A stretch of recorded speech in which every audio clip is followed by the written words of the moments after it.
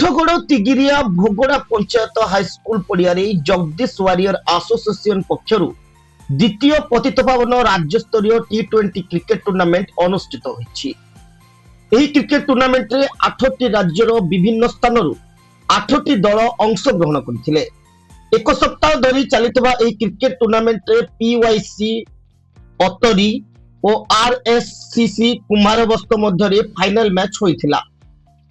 कुमारबस्त 4 wicket रे अतिरी PYC हराई champion होइथिला। मुख्य अतिथि भाव में राज्य बयन शिल्प विभाग निर्देशक किशोर दास जोगदे खेलाड़ी मानक उत्साहित करथिले।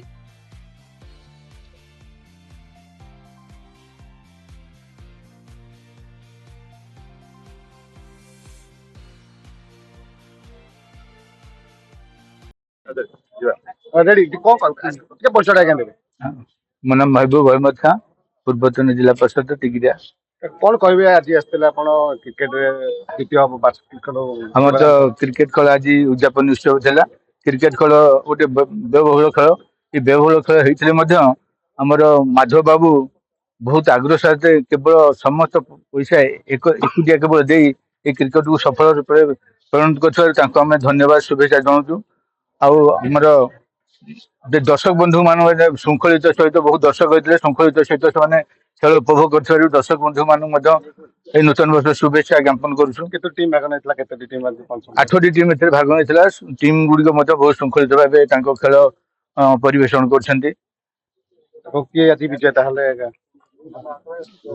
कुमार बस्त बहुत सुंदर खेल परिवेषण कर विजेता अर्जन कर। आर दलटी कौन गुण अटरी कौन गुण कम नुह सी दक्षता प्रतिपादन कर बुझाणा अभाव से दल पराजय बरण कर उभय दल भल खेल। लगुनि कि जगदीश वारियर टप जो क्रिकेट मैच ग्रामांचल पे उन्नत ना याकू आहरी आसंता को आम आहरी समस्ते आमर अंचलवासी चेष्टा करके उन्नत करूँ आहरी भल भल टीम आने चेष्टा करूँ। माधव बाबू सब श्रेय माधव बाबू जी आम अनुभव कली आज माधव बाबू को धन्यवाद जनाऊँ। पुत्र दीर्घायु हूँ पुत्र ना से टूर्णामेंट कर पुत्र मत दीर्घायु हूँ मुझे ईश्वर को निकटना कर। विश्वतम दास बोर्ड ऑफ डायरेक्टर बइनका। कौन कहे आज आपण अंचल क्रिकेट मैच होता जगदीश आज जगदीश क्रिकेट फाइनल मैच होता जोटा पतितपावन क्रिकेट टूर्नामेंट द्वितीय वर्ष यहाँ फाइनल मैच रे जड़े तो जितब जड़े हार जड़े जितब आज जितिले ट्रॉफी प्रदान कराला 40,000 टका मानपत्र सह 40,000 टका सह ट्रॉफी प्रदान करा